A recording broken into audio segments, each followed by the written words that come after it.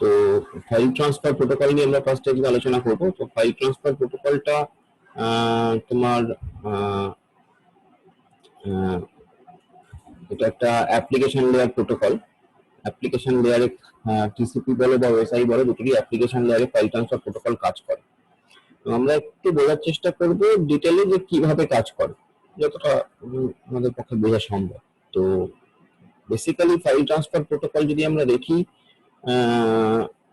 এটা কাজ করে হচ্ছে টিসিপি যে প্রোটোকল আছে, ট্রান্সমিশন কন্ট্রোল প্রোটোকল, তার উপরেই কাজ করে। মানে TCP, with the help of the TCP protocol file transfer protocol works, you can say that.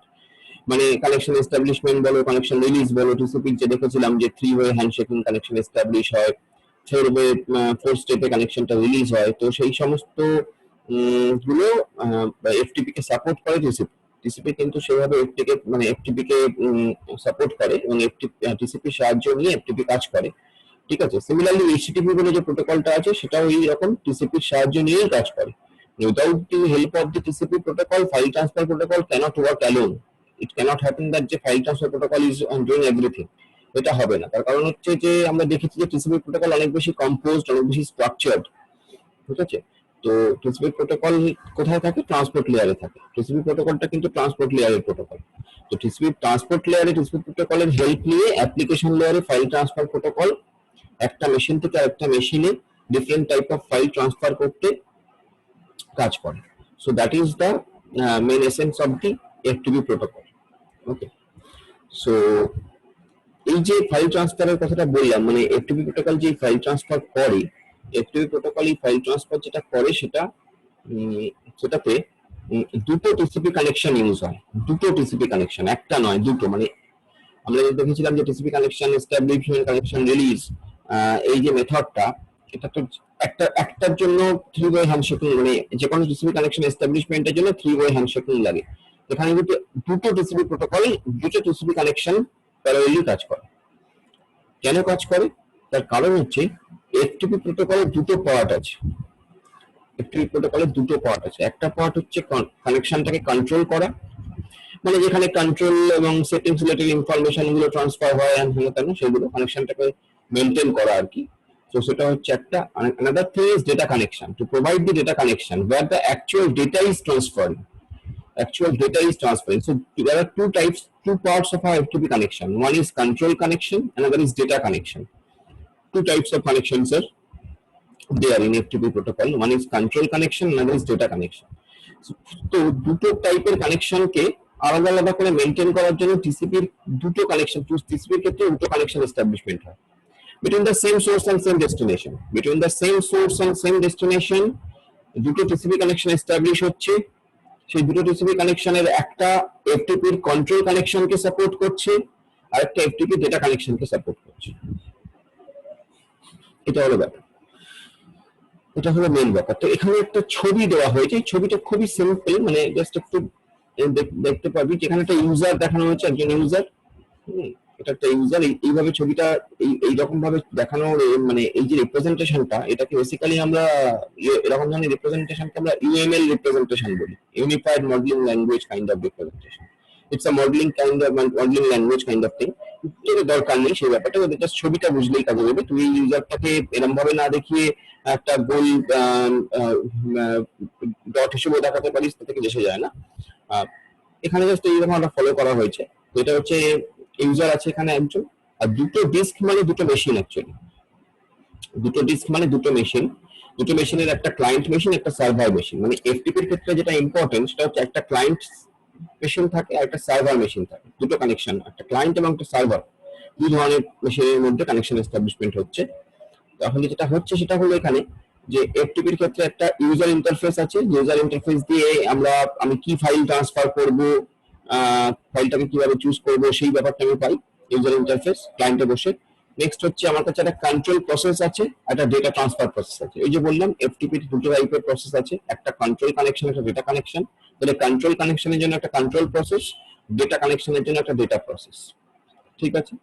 Similarly সার্ভারের ক্ষেত্রেও কিন্তু একটা কন্ট্রোল প্রসেস আছে, একটা ডেটা প্রসেস আছে। সার্ভারের ক্ষেত্রে কোনো ইউজার বসে নেই, তার কারণ হচ্ছে সার্ভার থেকে তো আমি ডেটাটাকে নিচ্ছি বা ডেটাটাকে ট্রান্সফার করছি সার্ভারে। তো সার্ভারে কোনো ইউজার ইন্টারফেসের দরকার নেই, সার্ভারে কেউ বসে নেই। সার্ভার একটা মেশিন, সেখানে কারো বসে থাকার দরকার নেই, যদিও বসে থাকলে কোনো অসুবিধা নেই, বসে থাকলে সেখানে ইউজার থাকবে, যেহেতু বসে নেই।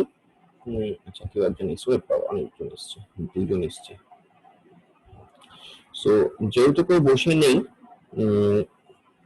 সেই কারণে সার্ভারের ক্ষেত্রে আমরা ওটা দেখাচ্ছি না, সার্ভারের ক্ষেত্রে আমরা ইউজার ইন্টারফেসটা দেখাচ্ছি না, সার্ভারের ক্ষেত্রে আমরা ইউজার ইন্টারফেসটা ওই কারণে আর দেখালাম না। তো মিনিমাইজ করে রাখি, তাহলে তোরা জয়েন করলে বুঝতে পারবো।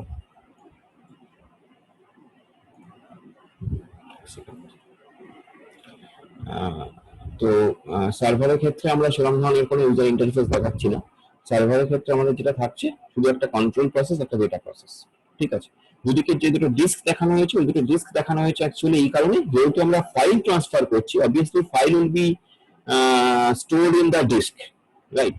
ফাইল তো আর আমি হাতে করে স্টোর করে রেখে দেবো না, হাতে ধরে রাখবো না, ফাইলটা মেশিনের ডিস্কেই থাকবে, মানে হার্ড ডিস্কে থাকবে, সেই জন্য ডিস্কটা দেখানো হয়েছে, ঠিক আছে। এবার ছবিতে তুমি করার সময় তুমি যদি ডিস্কটা না দেখাও, তো এটা অসুবিধা কিছু নেই, ঠিক আছে। কিন্তু একটা জিনিস মনে রাখতে হবে, যেটা হচ্ছে সার্ভারের ক্ষেত্রে আমরা ইউজারকে দেখাচ্ছি না এই কারণে যে সার্ভারে কোনো ইউজার বসে নেই, সার্ভারে জাস্ট আমি মানে ফাইলটাকে আমি স্টোর করছি অথবা ফাইলটাকে রিট্রিভ করছি সার্ভার থেকে। So this is the concept. এবার মাঝখানে যে কানেকশনটা কাজ করছে, যেটা বললাম, যে কানেকশনটা ডেটা কানেকশন এবং কন্ট্রোল কানেকশন দুটোকেই ম্যানেজ করছে, যে ধরনের প্রোটোকল, সেটা হচ্ছে টিসিপি। এবং অবভিয়াসলি যখনই আমি টিসিপির কথা বলছি, টিসিপির সঙ্গে আইপি চলে আসবে, কারণ আইপি কোথায়, আইপি হচ্ছে নেটওয়ার্ক লেয়ারের প্রোটোকল। আইপি আমাকে অ্যাকচুয়ালি কি করছে, ডেটাটাকে ট্রান্সফার করাতে সাহায্য করছে। আমি আইপি থেকে আইপি অ্যাড্রেসিংটা পাচ্ছি দুটো মেশিনের, এগুলো তো খুব ইম্পর্টেন্ট, ন্যাচারালি আইপিটাও আমার দরকার। তো টিসিপি এবং আইপি এরা একসঙ্গেই সবসময় মোটামুটি একসঙ্গেই কাজ করে, ঠিক আছে। তো টিসিপি এবং আইপি এরা আমাকে এই পুরো সাপোর্টটা প্রোভাইড করছে, মানে কানেকশনটাকে মেনটেন করছে টিসিপি আইপি প্রোটোকল। আর ফাইল ট্রান্সফার প্রোটোকল দুটো মেশিনের মধ্যে দু ধরনের কানেকশন তৈরি করছে, একটা কন্ট্রোল কানেকশন যেটা কন্ট্রোলিং থিংটা করছে, আমি দেখাচ্ছি কি করছে অ্যাকচুয়ালি, আর একটা হচ্ছে ডেটা কানেকশন যেখানে ডেটাটা ট্রান্সফার হচ্ছে। এইভাবে ফাইল ট্রান্সফার প্রোটোকল কাজ করে। ওকে, মনে রাখতে হবে, আবারও বলছি যে ফাইল ট্রান্সফার প্রোটোকল কিন্তু অ্যাপ্লিকেশন লেয়ার প্রোটোকল, ওকে ওর নিচে মানে ওকে সাপোর্ট দিচ্ছে টিসিপি আইপি প্রোটোকল, যার মধ্যে টিসিপি হচ্ছে ট্রান্সপোর্ট লেয়ার প্রোটোকল, আইপি হচ্ছে নেটওয়ার্ক লেয়ার প্রোটোকল।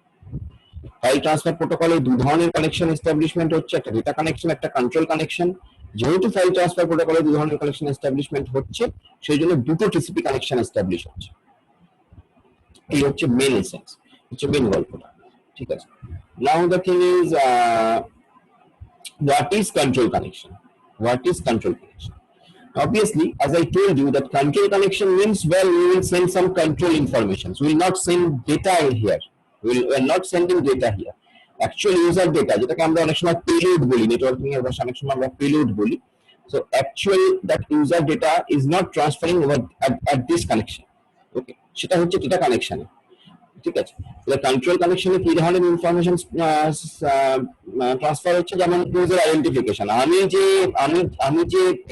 আমি যে পার্টিকুলার সার্ভারটার একটা এফটিপি সার্ভারটার এফটিপি ক্লায়েন্ট, আমি যে একটা অথরাইজ ক্লায়েন্ট, মানে একটা ইউজার অ্যাকাউন্ট থাকতে হবে, ঠিক আছে। ওই সার্ভারের এফটিপি যে প্রোটোকলটা রান করছে, সেখানে আমার একটা ইউজার থাকতে হবে, আমার নামে একটা ইউজার থাকতে হবে, যে ইউজারটা দিয়ে লগ ইন করে আমি ঢুকে আমি কাজকর্মগুলো করতে পারবো, ঠিক আছে। So that user identification, password, okay, commands to change the remote directory. আমি যদি চিন্তা করি যে আমি যদি বলি যে না, আমি সার্ভারের ওইখানে রাখবো না, আরেকটা কোনো জায়গায় রাখবো, মানে ওই সার্ভারে যদি আরেকটা কোনো জায়গায় রাখবো, সো দ্যাট থিং অবভিয়াসলি সেটার পারমিশন আমার থাকতে হবে।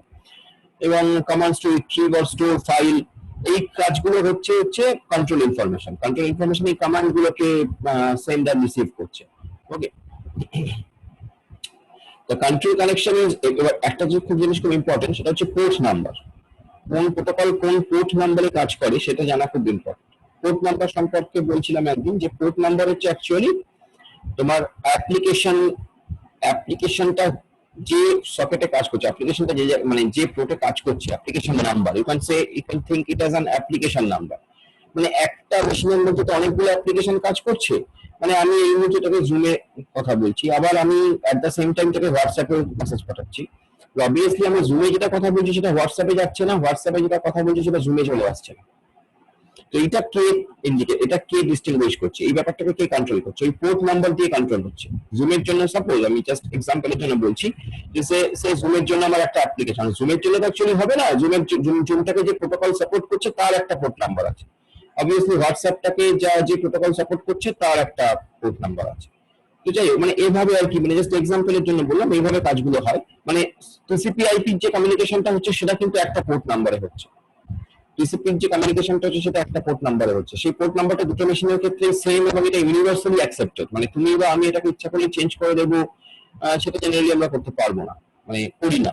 তো টিসিপি এবং আইপির জন্য যে প্রোটোকল গুলো কাজ করছে, যে পোর্ট নাম্বার গুলো কাজ করছে, ওই সেম মেশিনে এফটিপির জন্য আরো কিছু প্রোটোকল, আরো কিছু পোর্ট নাম্বার কাজ করছে যেটা এফটিপি স্পেসিফিক, ওই পোর্ট নাম্বারটা dedicated to FTP, another port number is dedicated to TCP. So obviously TCP দিয়ে যে ইনফরমেশন গুলো পাস করছে দুটো মেশিনের মধ্যে, সেটা ওই দুটো পোর্টের মধ্যে কাজ করছে, মানে সেম দুটো যে পোর্ট নাম্বার টিসিপির জন্য ডেডিকেটেড আছে দুটো মেশিনে, তাদের মধ্যে কমিউনিকেশন হচ্ছে। এফটিপির ক্ষেত্রে এফটিপির যে পোর্ট নাম্বার তাদের মধ্যে কমিউনিকেশন হচ্ছে। তো এইভাবে যদি আমরা দেখি তাহলে আমরা এটা দেখবো যে এফটিপির ক্ষেত্রে কন্ট্রোল কানেকশনটা যে পোর্ট নাম্বার কন্ট্রোল করে তার নাম্বারিংটা হচ্ছে 21। এটা সারা পৃথিবীতে সেম, সারা পৃথিবীতে যে কোনো মেশিন যে এফটিপি ইউজ করবে সে ওই পোর্ট নাম্বার 21 কেই অ্যাক্সেস করবে, ঠিক আছে। ন্যাচারালি আমি তোমার সঙ্গে এফটিপি তে কথা বলছি, অবভিয়াসলি তোমার মেশিনে 21 পোর্ট নাম্বার, আমার মেশিনে 21 পোর্ট নাম্বার, তারা জানে যে আমরা এফটিপির জন্য ডেডিকেটেড, আমাদের এফটিপি দিয়ে কাজ করলে আমাদের অ্যাক্টিভেট হতে হবে, আমাদের অ্যাক্টিভেট হবে, আমরাই কমিউনিকেট করব। তো that is the port number, it is basically the application number it can say. মানে আইপি অ্যাড্রেস তো দুটো মেশিনের সেম, দুটো মেশিনের মধ্যে যদি আমি শুধু আইপি অ্যাড্রেস ধরে ট্র্যাক করতাম বা ম্যাক অ্যাড্রেস ধরে ট্র্যাক করতাম, তাহলে ডিফারেন্ট অ্যাপ্লিকেশন যখন রান করাচ্ছি তখন তো কনফ্লিক্ট হয়ে যাবে। ডিফারেন্ট অ্যাপ্লিকেশন রান করানোর সময় তখন কি আসছে, তখন এই পোর্ট নাম্বারটা আসছে, which is the you can say in generally it's a application number. তো এফটিপির ক্ষেত্রে কন্ট্রোল কানেকশনের যে অ্যাপ্লিকেশন নাম্বার সেটা 21, আর এফটিপির ক্ষেত্রে ডেটা কানেকশনের যে অ্যাপ্লিকেশন নাম্বার সেটা 20। That you have to keep in mind. Okay, short question can come also. যে control connection এফটিপির কত 21, ডেটা কানেকশন কত 20, তাহলে 2021 আমরা বলি আর কি 2021 is dedicated to FTP। এটা চলতি ভাষায় আমরা বলি যে 2021 is dedicated to FTP। যেহেতু ক্লায়েন্ট এবং সার্ভার, এই যে ক্লায়েন্ট এবং সার্ভার মেশিনটা যারা কমিউনিকেট করছে তাদের কন্ট্রোল প্রসেসটা কিন্তু দুটো মেশিনেরই 21 পোর্ট দিয়ে হচ্ছে, তাহলে ডেটা প্রসেসটা দুটো মেশিনেরই 20 পোর্ট দিয়ে হচ্ছে, দুটো মেশিনেরই 20 পোর্ট আছে, দুটো মেশিনেরই 21 পোর্ট আছে। ওকে, সো ডেটা কানেকশনের ক্ষেত্রে যেটা বললাম যে for sending actual file FTP makes use of data connection, actual যে ইনফরমেশন সেন্ড হয় সেটা ডেটা কানেকশন দিয়ে হয়, এবং it is initiated on port number 20। It sends control information out of band as it uses separate control connection। ওই যে মানে এর মানেটা হচ্ছে এই যে কন্ট্রোল ইনফরমেশনটা কন্ট্রোল কানেকশন দিয়ে হবে, ডেটা ইনফরমেশনটা ডেটা ট্রান্সফারটা ডেটা কানেকশন দিয়ে হবে, ঠিক আছে। মোটামুটি এটাই হচ্ছে ব্যাপার। এবার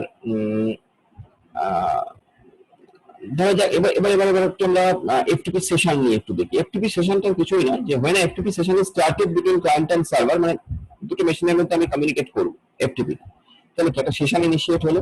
so client initiates a control TCP connection with the server side. Client কিন্তু এই টিসিপি কানেকশনটা ইনিশিয়েট করে, মানে ক্লায়েন্ট মেশিন, ক্লায়েন্ট বলতে ক্লায়েন্ট মেশিন, আমরা কেউ নিজেরা হাতে ধরে করি না, ক্লায়েন্ট মেশিন ওই টিসিপি কানেকশনটাকে এস্টাবলিশ করে সার্ভার সাইডের সাথে। Okay, now client sends control information about this, client some control information গুলো সেন্ড করে, মানে ইউজার নেম পাসওয়ার্ড, আগে তোমাকে কানেকশনটা এস্টাবলিশ করতে হবে, সো ইউজার নেম পাসওয়ার্ড এগুলো। when the server receive this it initiates a data connection to the client side। এবার সার্ভার যখন এটা রিসিভ করলো তাহলে এবং ওটা চেক করলো যে hi everything is okay, so তখন কি করছে, তখন server receives this, it initiates the data connection to the client side. Okay, এবং only one file can be sent over one data connection, that's very important point। only one file can be sent over one data connection, একটাই file কিন্তু তুমি send করতে পারো বাদ দিয়ে data connection at a time। Okay, so but the control connection remains active throughout the user session। control connectionটা কিন্তু throughout the user session যতক্ষণ communicate করছে তারা it will be active, ঠিক আছে।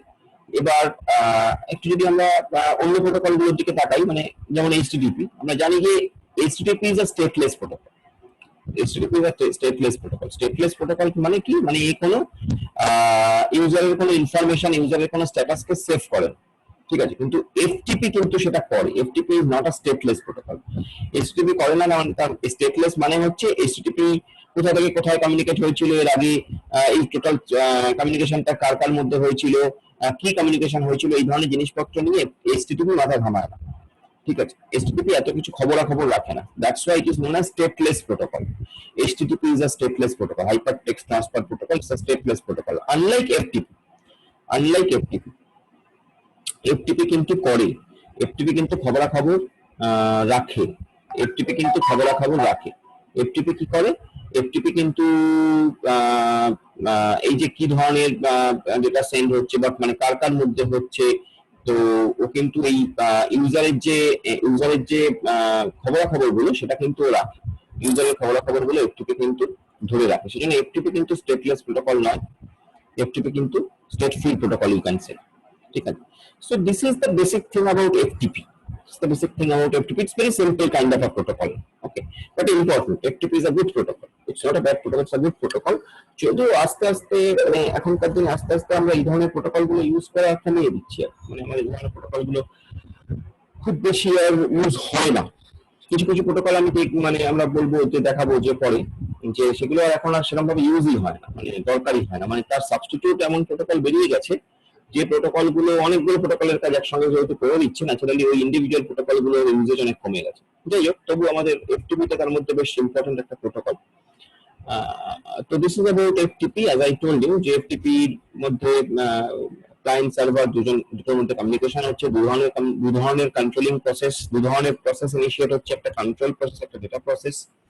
কন্ট্রোল প্রসেসটা হচ্ছে 21 পোর্টে, ডেটা প্রসেস হচ্ছে 20 পোর্টে, which is very important for your short question kind of thing. ঠিক আছে, এবং এদেরকে সাপোর্ট দিচ্ছে টিসিপি/আইপি প্রোটোকল, টিসিপি/আইপি প্রোটোকল দিয়ে এরা সাপোর্ট নিচ্ছে, এইভাবে ওরা কাজ করছে, একটা ফাইল থেকে একটা মেশিন থেকে একটা মেশিনে ডেটা ট্রান্সফার করছে, মানে ফাইল ট্রান্সফার করছে এন্ড অল দ্যাট। ঠিক আছে, সো দিস ইজ এফটিপি। নাও এফটিপির কিছু ভ্যারিয়েশনস আছে, এফটিপির কিছু ভ্যারিয়েশনস আছে, মানে কিছু স্পেশালাইজেশন আছে এখানে। ঠিক আছে, যেমন ট্রিভিয়াল ফাইল ট্রান্সফার প্রোটোকল বা টিএফটিপি, এটা হচ্ছে এফটিপির একটা স্পেশালাইজড থিং, মানে একটা মডিফাইড ভার্সন বলতে পারিস, version number 2। So trivial file transfer protocol TFTP, এটাও কিন্তু একটা ফাইল ট্রান্সফার প্রোটোকল, অবভিয়াসলি নাম থেকেই বোঝা যাচ্ছে, কিন্তু without such sophisticated features of FTP, মানে এফটিপির মতন এত ফিচার্স নেই, মানে জাস্ট র ফাইলগুলোকে ট্রান্সফার করে এরকম ব্যাপার, এত বেশি মাথা ফাটা ঘামায় না। মানে যেমন ঠিক ওই এসটিপির কথা বলছিলাম, এসটিপি হচ্ছে স্টেটলেস প্রোটোকল, অত বেশি মাথা ফাটা ঘামায় না কি হচ্ছে না হচ্ছে, জাস্ট আর কি তোমার কমিউনিকেশনটাকে এস্টাবলিশ করা, ডেটা ট্রান্সফার করাটাই কাজ, মেইন কাজ। টিএফটিপির অনেকটা সেই রকম, ফাইল ট্রান্সফার করাটাই ওর মেইন উদ্দেশ্য, ওই এত বেশি কিছু ভাবার সময় ওর নেই। ঠিক আছে, এর ফলত যেটা হয় সেটা হচ্ছে যে স্পিডটা বাড়ে, এবং তোমার যেমন আমরা ঠিক দেখেছিলাম যে ধরো ইউডিপি আর টিসিপির যে ডিফারেন্সটা দেখেছিলাম, মনে আছে কিনা জানি না, যে ইউডিপি আর টিসিপির ক্ষেত্রে কি বলেছিলাম যে ইউডিপি অত বেশি ভাবে টাবে না, যদি কোনো প্যাকেট কোনো এরর অকার করে সেই প্যাকেটটাকে ড্রপ করে এগিয়ে চলে। টিসিপির ক্ষেত্রে কিন্তু অনেক কিছু সফিস্টিকেশন আছে, টিসিপি কিন্তু বেশ রাশভারী ব্যাপার আর কি, কিন্তু ইউডিপি হচ্ছে কি যে মানে মোদ্দা কাজটা করে বেরিয়ে চলে গেল ব্যাস। ঠিক আছে, তাতে কিছু প্যাকেট লস হলো, অত বেশি মাথা ঘামালো না, মানে বেশ বিন্দাস টাইপ, তো সেরকম ব্যাপার। তো টিএফটিপি অনেকটা সেরকম, একটু বিন্দাস টাইপ আর কি, অত কিছু ভাবে টাবে না। তো it's a good for simple file transfer such as during boot time, মানে অনেক সময় আমরা যখন রিমোট বুট করি, আমি বসে আছি একটা নোডে, আমি রিমোটলি সার্ভার থেকে আমি আমার বুট হচ্ছে, তো সেক্ষেত্রে কি হিউজ ফাইল ট্রান্সফার হয়, হিউজ ফাইল। আমি মানে ভেবে দেখো, তোমার অপারেটিং সিস্টেমটা আছে কোনো একটা মেশিন, আরেকটা মেশিনে, তুমি রিমোটলি সেই মেশিনটা থেকে লগইন সেই মেশিনটা থেকে বুট করাচ্ছ, তোমার বুটিং হচ্ছে তোমার মেশিনটা, তো obviously all the files are resided at that point. ঠিক আছে, at that server, so you have to access all these files at your node from your location, from your site. I mean, huge number of file transfers will be there, so that kind of huge number of file transfers without checking all these errors and all that, ওই জন্য আমরা generally টিএফটিপিটাকে use করি। ঠিক আছে, এবং এই টিএফটিপির ক্ষেত্রে দেখো কিরকম, মানে যে যেমন আর কি তার জন্য সেরকম ব্যবস্থা। এফটিপির ক্ষেত্রে আমরা দেখলাম টিসিপি/আইপি প্রোটোকল সাপোর্ট করছে, যেহেতু এফটিপি বেশ একটা মোটামুটি রাজবাড়ি ব্যাপার, সবকিছু ভেবে চিন্তে ভালোভাবে কাজ করে, টিসিপিও সেরকম একটা ব্যাপার, তো যে মানে টিসিপির বন্ধু হচ্ছে এফটিপি। ঠিক আছে, সেরকম টিএফটিপি যেমন একটু বিন্দাস ব্যাপার, টিএফটিপি যেমন অত বেশি ভাবে টাবে না, তো সেরকম টিএফটিপি কে সাপোর্ট করার জন্য আমরা তখন টিসিপির কাছে গেলাম না, কারণ সেই যদি আমি টিসিপির কাছে যাই তাহলে আমার যে টিএফটিপি দিয়ে যে স্পিডটা আমি অ্যাচিভ করার চেষ্টা করছিলাম সেই স্পিডটা তো আবার টিএসটিসিপি ক্ষেত্রে কমে যাবে, বিকজ টিসিপি তো বেশ একটু ভারী ব্যাপার। তো সেই জন্য আমরা টিএফটিপির ক্ষেত্রে ইউডিপির কাছে চলে এলাম যে ঠিক আছে চলো আমার অত বেশি ভাবনা চিন্তা দরকার নেই, ভুট হলে হলো না হলে পরে হবে বা আরেকবার করবো চেষ্টা, এরকম ভাবে। তো টিএফটিপির ক্ষেত্রে আমরা ইউডিপি তে চলে এলাম। It uses UDP as transport layer protocol, ঠিক আছে, ইউডিপি ইউজ করে। এরর্স ইন দ্য ট্রান্সমিশন যেমন লস্ট প্যাকেট, চেকসাম এরর যেগুলো হয় আর কি, যে ধরনের এরর ঘটে অ্যাকচুয়ালি, প্যাকেট লস হয়, চেকসাম এরর মানে ওই যে এরর কারেকশনের জন্য, এরর ডিটেকশনের জন্য এইসবগুলো হয়, সেগুলো must be handled by TFTP server. এই সমস্ত গুলো কিন্তু টিএফটিপি সার্ভারকে ওর দায়িত্ব দেওয়া আছে, ভাই তুমি কন্ট্রোল করবে, তোমাকে এগুলো কন্ট্রোল করতে হবে, টিএফটিপি সার্ভার এগুলোকে কন্ট্রোল করবে, ঠিক আছে। It uses only one connection through well-known port 69. Now TFTP port number is 69. Okay, its port number is 69, not 2021. ওই যে বললাম প্রত্যেকটা টাইপের প্রোটোকলকে আলাদা আলাদা পোর্ট নাম্বার আছে, এটা ইউনিভার্সালি অ্যাকসেপ্টেড, মানে অ্যাপ্লিকেশন নাম্বার, এটা কিছুই না, application number universally accepted to identify the various applications in a single node. That is the actual aim. মানে তুমি বলতে পারো যে অ্যাপ্লিকেশন আইডি রোল নাম্বারের মতন আর কি, ঠিক আছে। অ্যাপ্লিকেশন আইডি, প্রত্যেকটা অ্যাপ্লিকেশন আলাদা আলাদা আইডি আছে, যাদেরকে দিয়ে ওই কমিউনিকেশনের সময় অ্যাপ্লিকেশন গুলোকে চেনা যাচ্ছে, মানে কোনটা কার সঙ্গে কমিউনিকেট করবে সেটা বোঝা যাচ্ছে, ঠিক আছে। So it uses only one connection through well known port 69. TFTP uses a simple lockstep protocol. Each data packet needs to be acknowledged. This is the very important thing. TFTP আমি বললাম যে TFTP তো খুব simple protocol, হ্যাঁ কেন ওগুলো তো বললাম, কিন্তু একটা জিনিস সেটা হচ্ছে এই যে ও কিন্তু প্রত্যেকটা ডেটা প্যাকেটকে অ্যাকনলেজ করে, ঠিক আছে, প্রত্যেকটা ডেটা প্যাকেজকে অ্যাকনলেজ করে, মানে যে ডেটাটা আমি সেন্ডার থেকে রিসিভারে যাচ্ছে বা যে ডেটাটা রিসিভার থেকে সেন্ডারে আসছে তার এগেইনস্ট একটা বিপরীত দিকে একটা অ্যাকনলেজমেন্ট যাচ্ছে, ঠিক আছে, যে আমি পেয়েছি, তুমি আমাকে ডেটা পাঠিয়েছো, আমি তোমার ডেটা প্যাকেটটা পেয়েছি, এই যে খবর দেওয়াটা এটাই হচ্ছে অ্যাকনলেজমেন্ট। হ্যাঁ বলো বলো। স্যার বলছি এটা তো টিসিপি কিছুটা ফিচার, হ্যাঁ এই অ্যাকনলেজমেন্টের ব্যাপারটা ইউডিপি ফিচার নয়। না, এটা ইউডিপি ফিচার নয়, এটা টিএফটিপি তে দেওয়া আছে, এই ফিচারটা টিএফটিপি তে দেওয়া আছে, মানে সেটা বুঝলাম টিএফটি তে দেয়া আছে, কিন্তু ওর তো ইউজ করছে তো ইউডিপি। হ্যাঁ ও ইউজ করছে ইউডিপি, সেই অ্যাকনলেজমেন্টটা সাপোর্ট করবে, সেই অ্যাকনলেজমেন্ট দিতে দেবে। হ্যাঁ ইউডিপি সে অ্যাকনলেজমেন্ট দিতে দেবে। ইউডিপি তো মানে ব্যাপারটা কি, ব্যাপারটা হচ্ছে যে কাকে তুমি কিরকম রেসপন্সিবিলিটি দিয়ে রেখেছো। এবার ইউডিপি তো বেসিক নেচার হচ্ছে ইউডিপি কোনো অ্যাকনলেজমেন্ট করবে না বা হ্যাঁ কেন এই ব্যাপারগুলো, তো ন্যাচারালি ইউডিপি ব্যাপারটা কিন্তু মাথায় ঘুমাচ্ছে না এখানে। এখানে ইউডিপির যেটা কাজ সেটা হচ্ছে বেসিক কানেকশনটাকে এস্টাবলিশ করা between the sender and the receiver. UDP basic কানেকশনটাকে এস্টাবলিশ করে রেখেছে। এবার উপরে টিএফটিপি কোনো প্যাকেটকে অ্যাকনলেজ করছে কি করছে না সেটা নিয়ে ইউডিপি মাথা ঘামাচ্ছে না। ইউডিপির কাজ হচ্ছে কানেকশনটাকে এস্টাবলিশ করা এবং প্যাকেটগুলোকে ট্রান্সফার করার চেষ্টা করা, তো সেই কাজটা ইউডিপি করে যাচ্ছে। এবার টিএফটিপির ক্ষেত্রে আমরা এই কাজটা টিএফটিপি কে বলে রেখেছি যে তুমি এমনি কিছু তোমার করতে হবে না, কিন্তু তুমি শুধু প্যাকেটগুলোকে অ্যাকনলেজ করবে। তো এই কাজটা টিএফটিপি লেয়ারে করছে, মানে অ্যাপ্লিকেশন লেয়ারে হচ্ছে। এই কাজটা কিন্তু অ্যাপ্লিকেশন লেয়ারে কন্ট্রোল হচ্ছে, কাজটা কিন্তু মানে ট্রান্সপোর্ট লেয়ারে হচ্ছে না, মানে ইউডিপি তে ট্রান্সপোর্ট লেয়ার প্রোটোকল, তো ট্রান্সপোর্ট লেয়ারে এই কাজটা হচ্ছে না, কাজটা হচ্ছে অ্যাপ্লিকেশন লেয়ারে টিএফটিপি করছে, ঠিক আছে। তো আমি মানে ধরো আমি বলেছি যে ঠিক আছে পুরো ব্যাপারটা আমি দেখভাল করবো, টোটাল ব্যাপারটা আমি দেখভাল করবো, কোন একটা অনুষ্ঠান হবে আমি বলেছি টোটাল ব্যাপারটা আমি দেখভাল করবো, আমি সবই মেনটেন করবো, কিন্তু তুমি যেটা করবে তুমি কজন লোক আসছে সেই ব্যাপারটাকে তুমি কজন লোক আসছে তোমার ইনভিটেশনে সেই প্লেট কাউন্টটা তুমি করবে। তো আমি এদিকে টোটাল ব্যাপারটা কন্ট্রোল করছি এবং আমি যে কন্ট্রোল করছি হচ্ছে ওভারঅল, মানে আমি বিশেষ কিছু মাথা ঘামাচ্ছি না, ঠিক আছে, আসছে খাচ্ছে লোকে চলে যাচ্ছে সব ঠিক আছে, কিন্তু তোমাকে আমি স্পেশালি বলে রেখেছি তোমার অন্যান্য কাজের সঙ্গে তোমার অন্যান্য কাজ হচ্ছে লোকের সঙ্গে হেসে কথা বলা, হলো কেন কেমন আছেন ঠিক করে খান এসব বলার সঙ্গে সঙ্গে তুমি একটা এক্সট্রা কাজ করছো, সেটা হচ্ছে যে তুমি প্লেট কাউন্টটা করছো।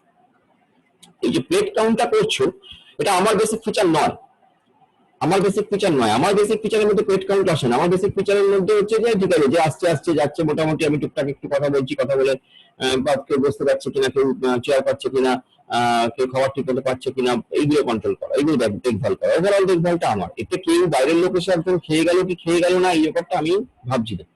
তোমাকে সেই ব্যাপারটা আমি বলে রেখেছি যে তুমি একটু এটা স্পেশালি দেখবে। তো সেইভাবেই টিএফটিপি সেই স্পেশাল প্লেট কাউন্টের কাজটা টিএফটিপি করছে, মানে অ্যাকনোলেজমেন্টের কাজটা টিএফটিপি করছে স্পেশালি। ইউডিপি কিন্তু তার বেসিক কাজ যেটা সেটাই করছে, ঠিক আছে। তো that's a special kind of activity যেটা টিএফটিপি পালন করছে।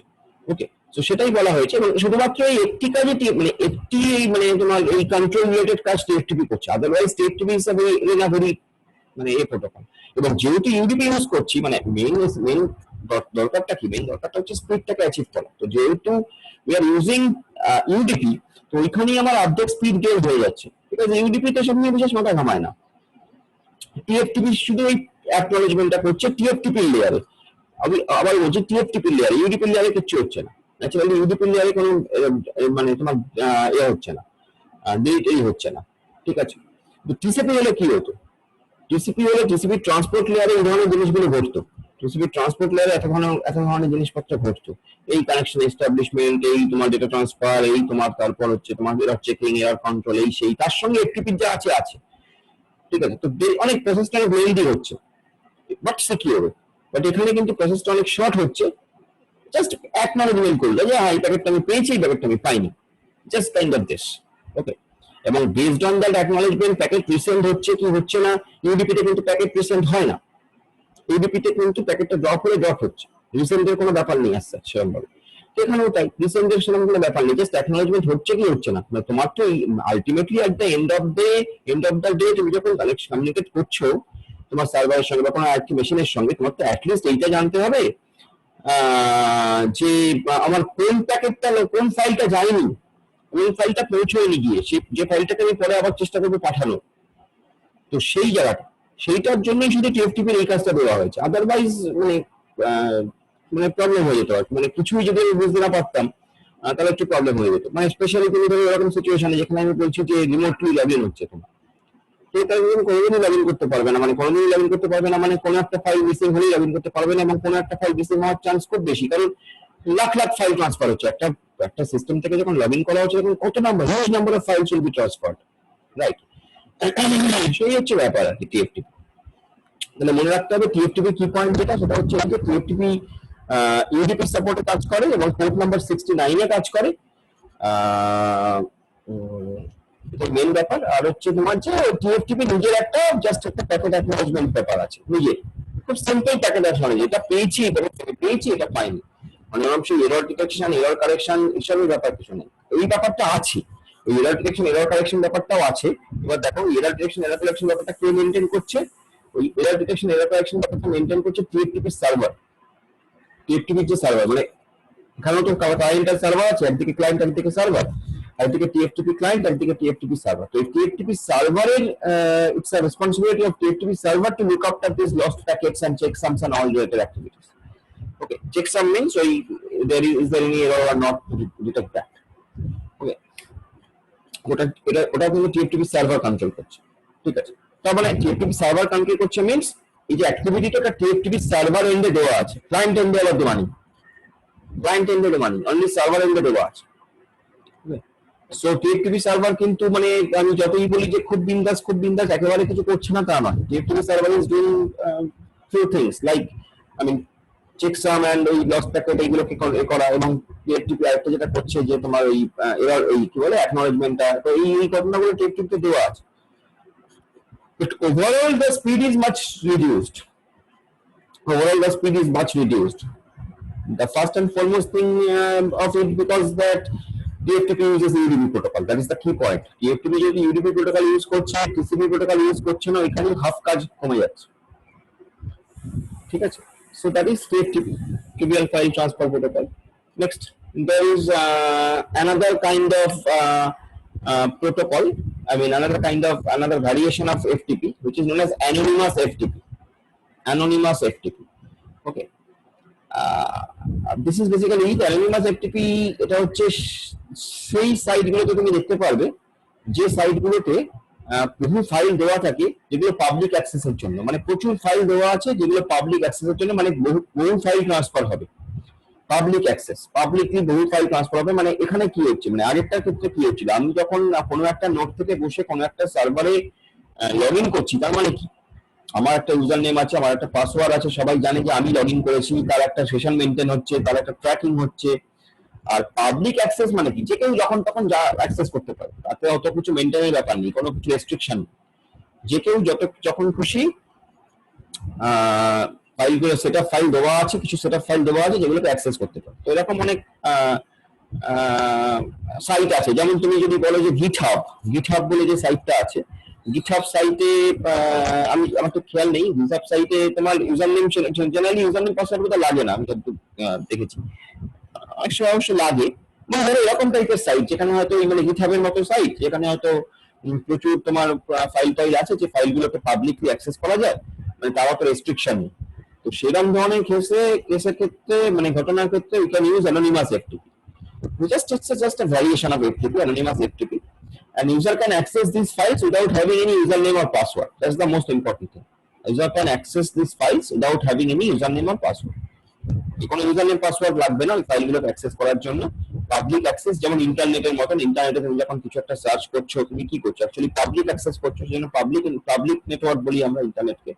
সবার জন্যই ওটা ওপেন। ইন্টারনেটকে অ্যাক্সেস করার জন্য কোনো তো ইউজারনেম পাসওয়ার্ড লাগে না, মানে কোনো একটা পার্টিকুলার ধরো ওয়েবসাইট দেখছো, ধরো গুগলে তুমি সার্চ করছো, তো জেনারেলি গুগল সার্চের জন্য তার কোনো ইউজারনেম পাসওয়ার্ড লাগে না। হ্যাঁ, অবভিয়াসলি তুমি যখন গুগলের মেল আইডি খুলবে, তো তখন তো ইউজারনেম পাসওয়ার্ড লাগবে, সেটা তো তোমার পার্সোনাল এরিয়া, মানে ওই গুগল মেল আইডি তোমার পার্সোনাল, সেটার কথা আমি বলছি না। নর্মালি যে গুগল খুলছো তুমি, নর্মালি যে গুগল সার্চিং করছো, সেখানে যদি কোনো তুমি করছো, তখন কোনো ইউজারনেম পাসওয়ার্ড লাগছে না। তো সেরকম ধরনের ঘটনা, এবং সেরকম ধরনের স্পেশালাইজ সাইট যেখানে ধরো অনেক কিছু ফাইল টাইল দেওয়া আছে, যে ফাইলগুলোকে তুমি অ্যাক্সেস করার চেষ্টা করবে, যার জন্য কোনো ইউজার নেম পাসওয়ার্ড তোমার দিতে হচ্ছে না। নর্মালি তুমি চাচ্ছ ফাইলগুলোকে অ্যাক্সেস করছো, তুমি ইচ্ছা করলে তোমার মেশিনে ডাউনলোড করতে পারছো, হ্যাঁ তাই না? তো সেই জন্য কোনো ইউজার নেম পাসওয়ার্ড লাগে না, এবং সেই ধরনের কেসটাকে আমরা বলছি অ্যানোনিমাস FTP। অ্যানোনিমাস FTP দিয়ে সেই সাপোর্টটা দেওয়া হয়। এগুলো কিছুই না, বেসিক্যালি FTPর বিভিন্ন নাম, মানে ফরম্যাট গুলো চেঞ্জ করে করে। তো instead the username is set to anonymous and password to guest by default, মানে এটা একটা লজিক, যে এটা একটা মানে বলতে পারো তুমি কনভেনশন, যে এখানে ইউজার নেম সেট করা থাকে অ্যানোনিমাস বলে, তোমাকে ইউজার নেম দিতে হয় অ্যানোনিমাস বলে, এবং পাসওয়ার্ড দিতে হয় গেস্ট, বা বাই ডিফল্ট সেই সেটিংটাই থাকে। যখনই কেউ অ্যাক্সেস করছে, তার ইউজার নেমটা হচ্ছে অ্যানোনিমাস, পাসওয়ার্ডটা হচ্ছে গেস্ট, ঠিক আছে? The user access is very limited, obviously. মানে একসঙ্গে অনেকে, মানে প্রচুর লোক অ্যাক্সেস করবে তা তো না, লিমিটেড একটা থাকবে। For example, the user can be allowed to copy the file but not to navigate through directories. User কিছু ফাইলকে কপি করতে পারে, কিন্তু বিভিন্ন ডিরেক্টরি ঘুরে ঘুরে প্রত্যেকটা ডিরেক্টরিতে কি কি আছে আমি দেখবো, হ্যাঁ তা না, সেই লিমিটেশনটা, মানে সেই অতটা অ্যাক্সেস তোমার নাও থাকতে পারে। তো এটা হচ্ছে জাস্ট একটা ভ্যারিয়েশন অফ FTP, এটার নাম হচ্ছে অ্যানোনিমাস FTP। এটা এই ধরনের, মানে কোন ধরনের সিচুয়েশনে ইউজ হয় তার উপর বেস করে নামটা এসছে অ্যাকচুয়ালি।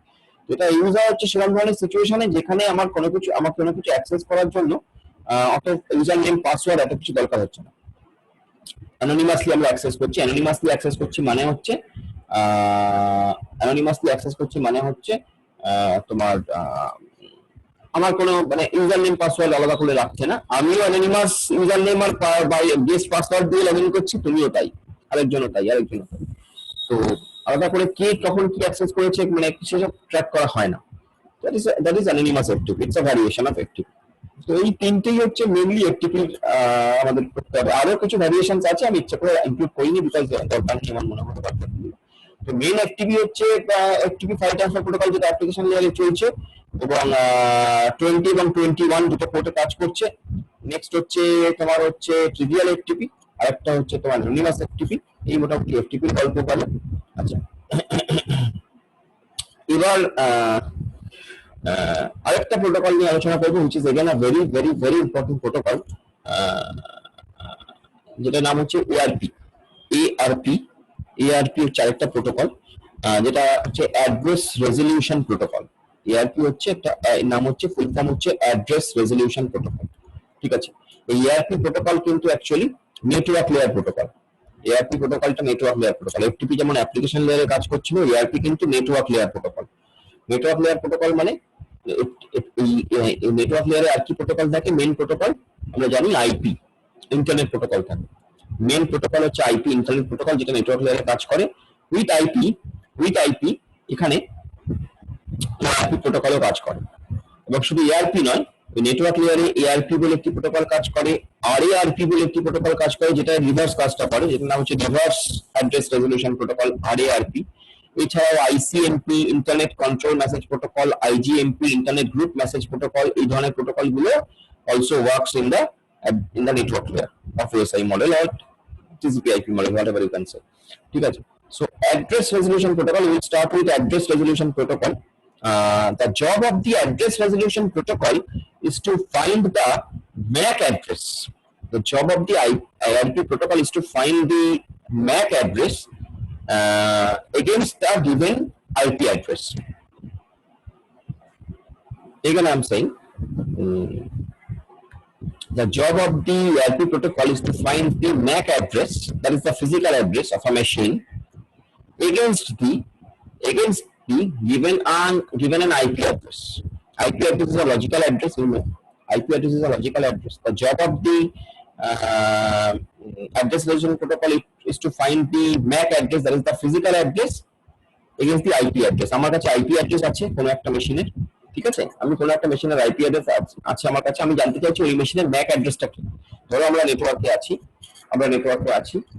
আমার কাছে কোনো একটি মেশিনে, ধরো তোমার মেশিনের IP অ্যাড্রেসটা আমি জানতে, MAC অ্যাড্রেসটা আমি জানতে চাই। Say I need for some application suppose, তো আমি জানতে চাই, বা ধরো আমার নিজের মেশিনের MAC অ্যাড্রেসটাই আমি জানতে চাই, বা তোমারটা জানতে চাই, ভালো তোমারটাই জানতে চাই, আমি ধরলাম সুবিধা হবে, তোমারটাই জানতে চাই।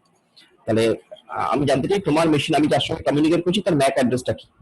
আমার হয়তো কোনো স্পেশাল কোনো কাজের জন্য সেটা লাগবে, whatever maybe the reason of it. তাহলে আমি কি করব, বেসিক্যালি এখানে ওই ক্লায়েন্ট সার্ভার মেকানিজম থাকে অনেক সময়, মানে ARP client, ARP server. ARP client প্রোগ্রামটা আমাদের মেশিনে সেভ করা আছে, সার্ভার এআরপি সার্ভারে এআরপি সার্ভার প্রোগ্রামটা স্টোর করা আছে। এবার আমি কি করলাম, আমি বিং অ্যান এআরপি ক্লায়েন্ট, আমি রিকোয়েস্টটা সেন্ড করলাম যে I need to know the MAC address of such and such IP address machine. Okay, I need to know the MAC address of such and such IP address machine.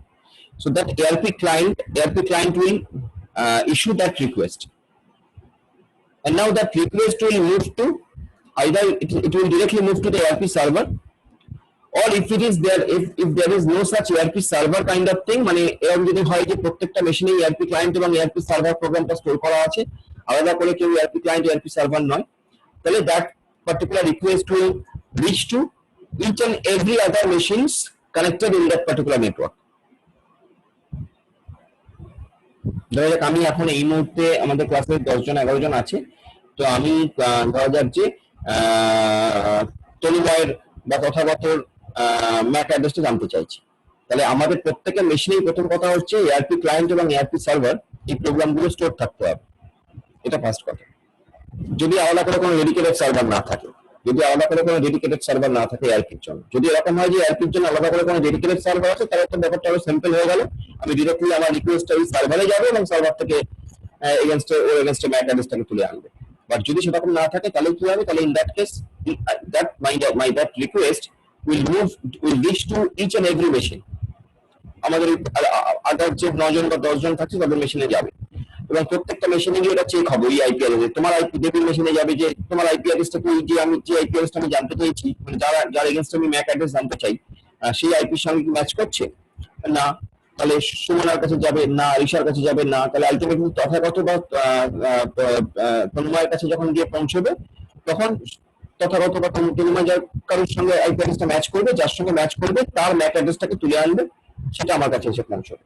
তো simply এভাবে কাজ করে হচ্ছে ARP protocol, but it's a very vital protocol, ARP protocol. Address resolution protocol, it's a procedure, আমরা জিনিসটাকে দেখে নিই। The address resolution protocol is a procedure for mapping a dynamic internet protocol address, that is IP address, to a permanent physical machine address in a local area network. Okay, ঠিক আছে, মানে এটা আরো বেশি করে দরকার হয় ওই জায়গায় যেখানে আমার আইপি অ্যাড্রেসটা ডাইনামিক, মানে আমি মানে ধরো আমি মোবাইল থেকে যখন আমরা কমিউনিকেট করি, মোবাইলের আইপি অ্যাড্রেসটা কিন্তু ডাইনামিক, যেমন মোবাইলের আইপি অ্যাড্রেস স্ট্যাটিক আইপি হয় না, ডাইনামিক আইপি হয়। মানে আজকে এখন এই মুহূর্তে আমি লগ ইন করে তোমার সঙ্গে কথা বলছি, আমার মোবাইলটা থেকে, মোবাইল নেট থেকে আমি তো কমিউনিকেট করছি মেনলি, আমার মোবাইল নেটে এখন আমার মোবাইলের যে আইপি অ্যাড্রেস, আমি যদি আবার কিছুক্ষণ পরে কাজ করি, আমার আইপি অ্যাড্রেসটা কিন্তু চেঞ্জ হয়ে যাবে, তাহলে কি হচ্ছে, ডাইনামিক আইপি হচ্ছে। ঠিক আছে। So address resolution protocol is a procedure for mapping the dynamic internet protocol address to a permanent physical machine address. Machine address টা change হয় না, machine address is fixed, you know that, because it's the address of the network interface card which is again inbuilt in the motherboard and all that. আমি অনেক বেশি গল্প করেছি। তো সেই মেশিন অ্যাড্রেসটা ফিক্স। তো আমি ডাইনামিক এনভায়রনমেন্ট, এরকম ডাইনামিক আইপি অ্যাড্রেসের এনভায়রনমেন্টে আমার এই জিনিসগুলো বেশি দরকার হয়। আদারওয়াইজ কি হতো, যদি স্ট্যাটিক আইপি হতো তাহলে কি হতো, আমি তো জেনে যেতাম, একবার করলেই ব্যাপারটা জেনে যেতাম যে এই আইপি তার এই ম্যাক অ্যাড্রেস, জানা কথা, একটা ডেটাবেস থাকলেই হতো, আলাদা করে এত কিছু দরকার ছিল না। কিন্তু যখন ডাইনামিক ব্যাপারটা, যখন ডাইনামিক এনভায়রনমেন্ট, আইপি অ্যাড্রেস যখন চেঞ্জ হতে থাকছে, হ্যাঁ, ইভেন তোমার ব্রডব্যান্ডের ক্ষেত্রে অনেক সময় চেঞ্জ হয় আইপি অ্যাড্রেস, ব্রডব্যান্ডের ক্ষেত্রে অনেক সময় ডাইনামিক হয়, অনেক সময় স্ট্যাটিক দেয় ওরা, অনেক সময় ডাইনামিক হয়। তো সেক্ষেত্রে আমার এই ম্যাক অ্যাড্রেস জানা, মানে ম্যাক অ্যাড্রেস জানার জন্য ইআরপি প্রোটোকলটা ওই জায়গায় কাজে লাগে, ঠিক আছে। Physical machine address is also known as ওই যেটা medium access control, জানো এগুলো। আচ্ছা, the job of the ERP is essentially to translate 32-bit address to 48-bit address and vice versa. এটার মানে কি? এটার মানে হচ্ছে 32-bit অ্যাড্রেসটা কি? 32-bit অ্যাড্রেস মানে হচ্ছে physical logical address, that is IP address। আমরা জানি IPv4 is a 32-bit address, IPv4। 48-bit address হচ্ছে MAC অ্যাড্রেস, MAC অ্যাড্রেস গুলো 48-bit, MAC অ্যাড্রেস গুলো 48-bit অ্যাড্রেস, ঠিক আছে। তার মানে কি, এই যে 32-bit অ্যাড্রেসের এগেইনস্টে 48-bit অ্যাড্রেসটাকে বার করা এবং ভাইস ভার্সা, এই ব্যাপারটা এটা ইআরপি করে। এবার ভাইস ভার্সাটা করে না, মানে এটা যে বলা হয়েছে যে 48-bit অ্যাড্রেস থেকে এটা করে, এটা রিভার্স অ্যাড্রেস রিলেশন প্রোটোকল করে অ্যাকচুয়ালি, আসছি সেটা। যাই হোক, তো this is the necessary because an IP version 4, the most common level of internet protocol in use today, and an IP agent, যেটা বললাম যে IP অ্যাড্রেস হচ্ছে 32-bit, MAC অ্যাড্রেস হচ্ছে 48-bit, ঠিক আছে। আচ্ছা, ERP works between network layers 2 and 3 of the open system interconnection model, মানে OSI network লেয়ারে কাজ করে। the MAC address exists on layer 2 of the OSI model। MAC address কোথায় থাকে? ডেটা লিংক লেয়ারে থাকে। MAC address থাকে ডেটা লিংক লেয়ারে, মানে MAC addressটা অ্যাক্সেস করে অ্যাকচুয়ালি ডেটা লিংক লেয়ার, ঠিক আছে। ডেটা লিংক লেয়ার থেকে অ্যাক্সেস করে MAC address, মনে রাখো এগুলো, MAC address অ্যাক্সেস করে ডেটা লিংক লেয়ার থেকে। ওই জন্য এই ডেটা লিংক লেয়ারের একটা রেসপন্সিবিলিটি হচ্ছে to maintain the ethernet connection. Data link লেয়ারের একটা রেসপন্সিবিলিটি হচ্ছে to maintain the ethernet connection. Ethernet কানেকশনের কথা যখনই বলছি, অ্যাকচুয়ালি ইথারনেট কানেকশনটা কি? ইথারনেট কানেকশনটা হচ্ছে অ্যাকচুয়ালি তোমার ল্যান কেবলের স্পেসিফিকেশন। ইথারনেট কানেকশন হচ্ছে তোমার ল্যান কেবল, যেটা তার স্পেসিফিকেশন, মানে ল্যান কেবলটা কি ধরনের কেবল, কিভাবে ফিজিক্যালি অ্যাকচুয়ালি অ্যাক্সেস হচ্ছে, এই ধরনের জিনিসগুলোকে নিয়ে হ্যান্ডেল করে ডেটা লিংক লেয়ার। এবং সেই জন্য এই যে ল্যান কেবলের যে স্পেসিফিকেশন, এটাকে আমরা চলতি কথায় বলি ইথারনেট স্পেসিফিকেশন। ইথারনেট স্পেসিফিকেশন, সেই যে ইথারনেট স্পেসিফিকেশন, সেই ইথারনেট স্পেসিফিকেশনটাকে ডিল করছে ডেটা লিংক লেয়ার। সেই জন্য বললো যে MAC address exists on the layer 2 of the OSI model, that is data link layer। layer 2 of the OSI model মানে data link layer, layer 3 মানে network layer, ঠিক আছে। সেই জন্যই বলেছে, দেখো তার উপরের লাইনটা, যে ERP works between network layer 2 and 3 of the OSI। Network layer 2 মানে data link layer, network layer 3 মানে নেটওয়ার্ক লেয়ার 2 মানে ডেটা লিংক লেয়ার, 3 মানে নেটওয়ার্ক লেয়ার। এই দুটো লেয়ারের মধ্যেই কিন্তু এই ERP ঘোরাফেরা করে, এই দুটো লেয়ার নিয়ে ERP কাজকর্ম করে, এই দুটো লেয়ারই যত কাজ, ঠিক আছে।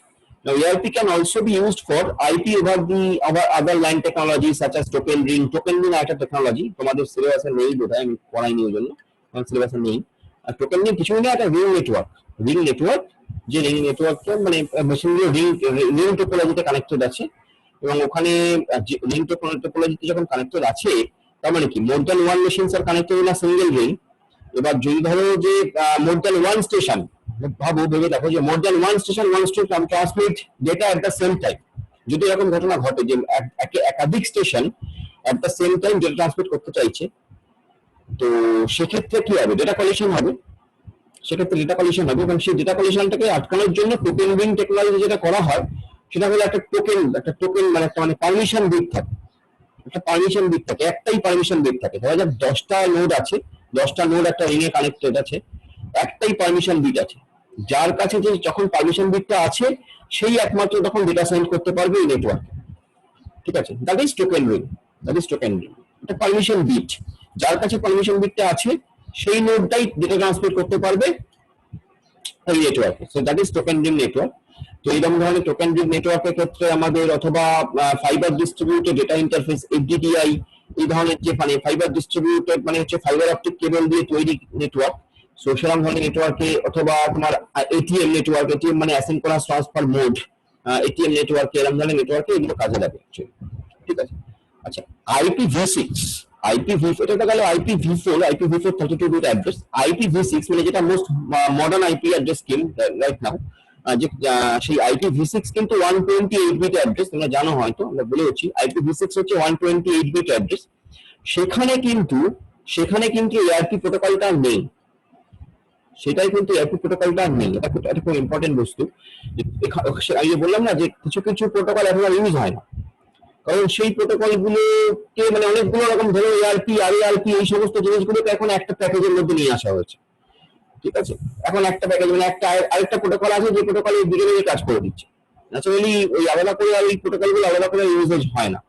তো IPv6 এর ক্ষেত্রেও কিন্তু সেরকম, IPv6 এর ক্ষেত্রে ARP প্রোটোকল আলাদা করে ইউজ হয় না। ঠিক আছে, ওই নেইবার ডিসকভারি প্রোটোকল বলে একটা প্রোটোকল আছে, নেইবার ডিসকভারি প্রোটোকল। সেই নেইবার ডিসকভারি প্রোটোকল দিয়েই এই ARP এর কাজটা করে দেয়। ওকে, এবং সেটা হয় IPv6 এ। ঠিক আছে, মানে তোমার মেশিন যদি IPv4 এ রান করে তাহলে সেক্ষেত্রে ARP লাগবে। যদি তোমার মেশিন IPv6 এ রান করে সেক্ষেত্রে ARP নয়, নেইবার ডিসকভারি প্রোটোকল বলে একটি প্রোটোকল সেই কাজটি করে দেবে। যেহেতু IPv6 most advance protocol, most advance addressing scheme. ঠিক আছে, তো সেই জন্য ওই নেইবার ডিসকভারি প্রোটোকল এই কাজটি করে দেবে। IPv4 এ তার মানে ARP আছে, IPv6 এ কিন্তু ARP নেই। এটা হচ্ছে মোদ্দা কথা। এখন ঘটনা হচ্ছে যে তার মানে আমাদের কেন পড়তে হচ্ছে, তার কারণ হচ্ছে এই যে এখনো আমরা পুরোপুরি তো সবকিছু IPv6 এ ট্রান্সফার করে উঠতে পারিনি। এখনো এরকম হয়নি যে সবকিছু আমরা IPv6 এ ট্রান্সফার করে উঠতে পেরেছি। আমাদের দুটোই চলছে প্যারালালি। ঠিক আছে, IPv4 ও চলছে, IPv6 ও চলছে। মানে ধরো ঘটনাটা এরকম, ধরো আমার machine right now is running under IPv4. Similarly, suppose your machine is also running under IPv4.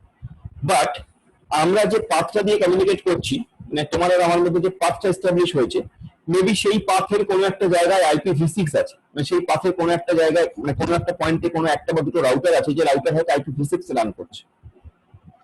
তাহলে সেক্ষেত্রে কি হচ্ছে, সেক্ষেত্রে কিন্তু সাপোর্টটা পাচ্ছে। এরকম নয় যে ও IPv6 এ রান করছে বলে তোমার আমার মধ্যে কমিউনিকেশনটা পসিবলই নয়, তা কিন্তু নয়।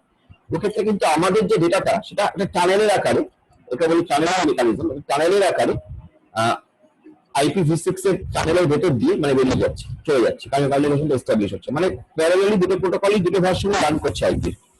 ঠিক আছে, এবং আমরা gradually we are trying to shifted to IPv6, gradually we are trying to shift it to IPv6. So that is the thing about the ARP protocol mainly. এবার এই হাউ ERP works, ওই যেটা বললাম আর কি, যে তোমার ERP একটা client থাকে, একটা সার্ভার থাকে, ক্লায়েন্ট রিকোয়েস্ট করে যে I want to know that particular IP address, and then server response. Otherwise যদি সার্ভার ক্লায়েন্ট সার্ভার কনসেপ্ট ভাবে আলাদা করে না থাকে, প্রত্যেকটা মেশিনের মধ্যে ক্লায়েন্ট সার্ভার মেকানিজমটা দেওয়া থাকে, তাহলে এই প্রত্যেকটা মেশিনের কাছে ইট উইল রিচ, যার মেশিনের IP অ্যাড্রেসের সঙ্গে মিলবে তার ম্যাক অ্যাড্রেসটা রিটার্ন হবে। এই হচ্ছে মেইন গল্প। এখানে ইথারনেট কথাটা যদি একবার এসছে, ইথারনেট কথাটা এসছে এই কারণে, যেহেতু এই ম্যাক অ্যাড্রেস রিলেটেড ব্যাপার যেটা বললাম, যেটা লিংক করে ওটা হয়। ঠিক আছে, তো এই ব্যাপারটা এখানে লেখা আছে। তো এইখানে ছবিও ছোট্ট করে দেওয়ার চেষ্টা করেছিলাম। ওই কিছুই না, এই যে দেখো এটা ধরো হোস্ট মেশিনও রিকোয়েস্ট করছে যে ম্যাক অ্যাড্রেস আমি জানতে চাই। ম্যাক অ্যাড্রেস জানতে চাই এই মেশিন, তো এটা হচ্ছে IP অ্যাড্রেস 34.40.21.20। আচ্ছা, একটু জিজ্ঞাসা করি, 34.40.20.21.20 যে IP অ্যাড্রেসটা, এটা কোন ক্লাসের IP অ্যাড্রেস? কি বলতে পারবে কোন ক্লাসের IP অ্যাড্রেস এটা? Class A. Very good, very good, very good. Class A IP address, very good, nice. So it's a class A IP address. So এবার এই IP অ্যাড্রেসটা প্রত্যেকের কাছে রিচ করছে। ঠিক আছে, যার IP অ্যাড্রেস ওইটা, সে তার ম্যাক অ্যাড্রেসটাকে রিটার্ন করছে। এই হচ্ছে গল্প, একদম সিম্পল। ঠিক আছে, আচ্ছা আরেকটা হচ্ছে এই এখানে ছবি, একটা বড় ছবি দেখানো হয়েছে। এই দেখো IP address, Mac address, ARP দিয়ে আমি IP অ্যাড্রেসের এগেইনস্টে ম্যাক অ্যাড্রেস জানতে পারছি, আর RARP দিয়ে, RARP মানে হচ্ছে রিভার্স অ্যাড্রেস রেজলিউশন প্রোটোকল, যেটা দিয়ে ম্যাক অ্যাড্রেস আমি জানি, হয়তো সেই মেশিনটার IP অ্যাড্রেস জানতে চাইছি, সেক্ষেত্রে আমি RARP প্রোটোকল ফায়ার করবো, RARP প্রোটোকল ফায়ার করবো। ঠিক আছে, তাহলে ম্যাক অ্যাড্রেস জানি, IP অ্যাড্রেস জানতে চাইছি, তখন RARP, IP অ্যাড্রেস জানি, ম্যাক অ্যাড্রেস জানতে চাইছি, তখন ARP। হচ্ছে গল্প।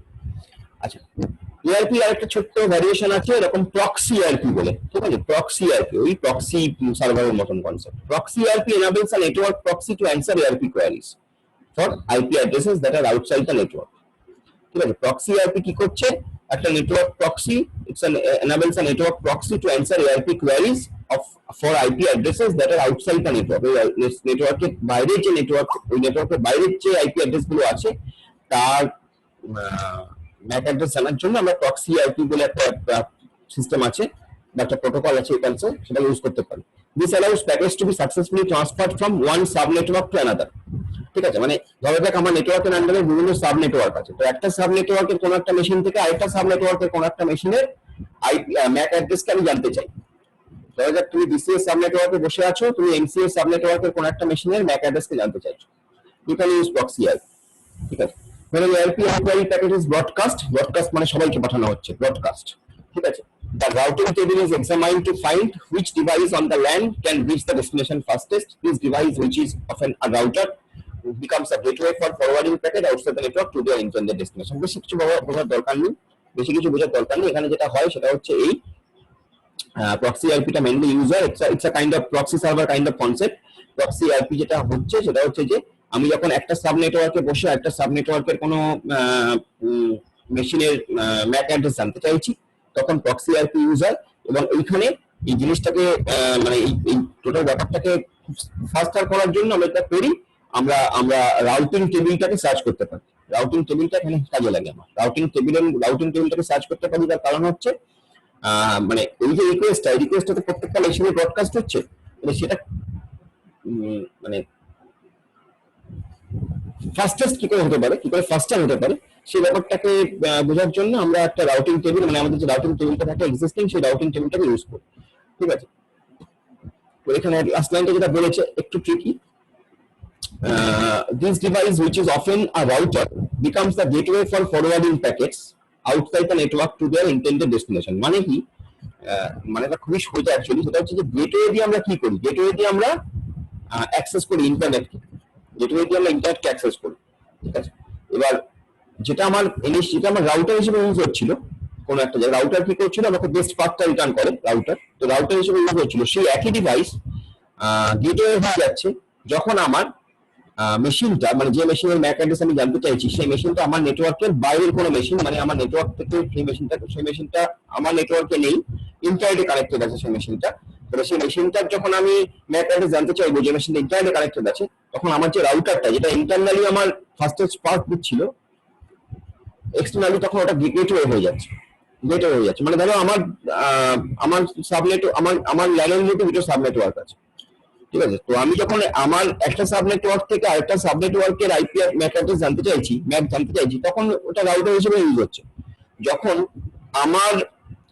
আমি যখন আমার মেশিন থেকে বসে এমন একটা মেশিনের ম্যাক জানতে চাইছি যে মেশিনটা আমার নেটওয়ার্কেই নেই, মানে আমার এই সাব নেটওয়ার্ক গুলো টোটাল নেটওয়ার্কের মধ্যে নেই, সে আরেকটা কোনো নেটওয়ার্কে আছে।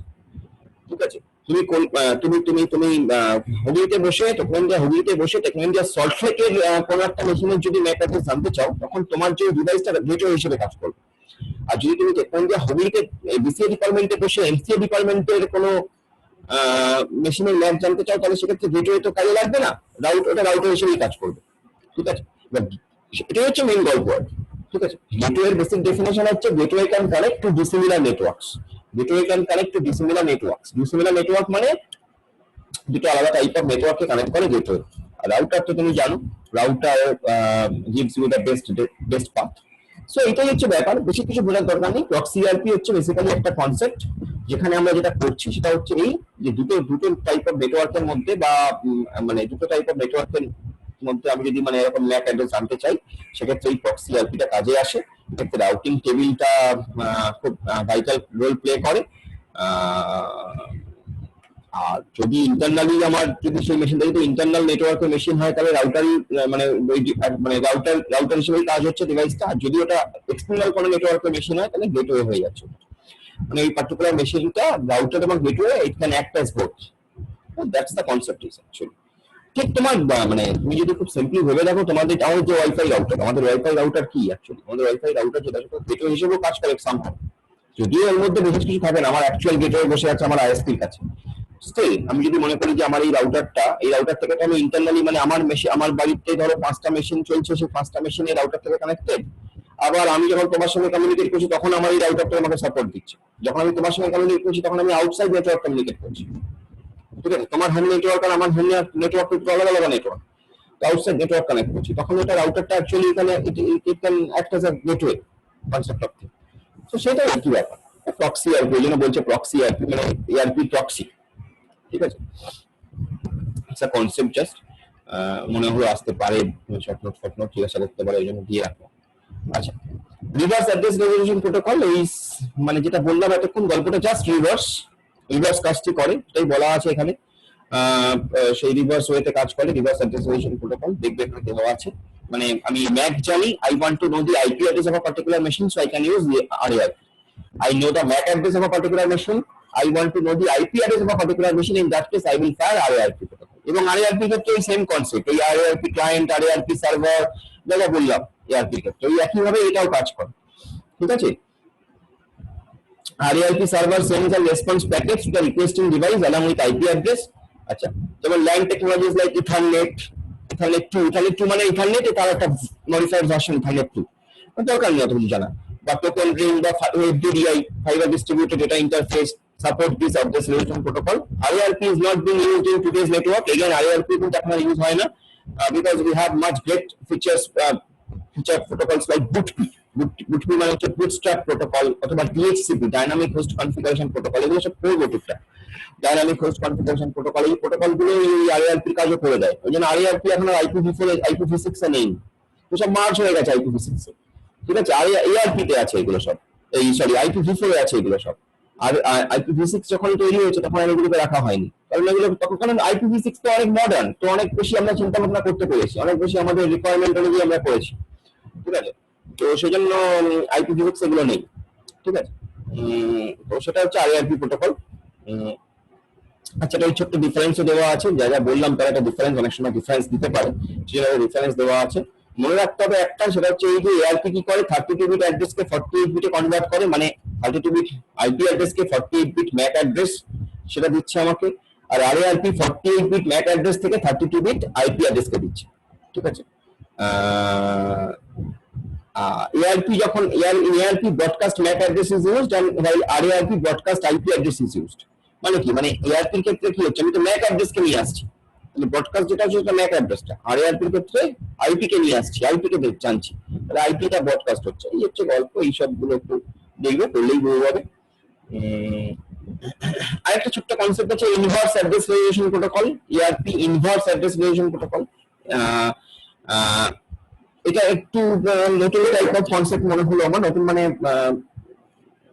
মানে একটু জেনে রাখা ভালো আর কি, যে instead of using layer 3 address মানে IP address to find MAC address, layer 3 মানে হচ্ছে নেটওয়ার্ক লেয়ার, তো নেটওয়ার্ক লেয়ার তো আমরা নেটওয়ার্ক লেয়ারে তো IP থাকছে, তার মানে কি, তো instead of using layer 3 address IP address to find MAC address, inverse ARP uses MAC address to find IP address। inverse ARP তোমার ইনিশিয়ালি শুনে মনে হবে আরে এটা তো IP এর মতন, সরি RARP এর মতন, RARP তে তো MAC অ্যাড্রেস থেকেই আমি IP অ্যাড্রেস জানছি, এটাও তাই। ইনভার্স ARP বলছে যে uses MAC address to find IP address। ঠিক আছে, as the name suggests, in ARP is just inverse of inverse ARP is just inverse of ARP. Reverse ARP has been replaced by BOOTP and later DHCP, but inverse ARP, it is solely used for device configuration. Inverse ARP টা device কনফিগারেশনে use হয়, inverse ARP টা আছে, মানে এটাকে ওই IPv6 এ এটা আছে আর কি। Inverse ARP is solely used for device configuration. Inverse ARP is enabled by default in ATM, asynchronous transfer mode যে নেটওয়ার্ক, এখানে এটা ইউজ হতো।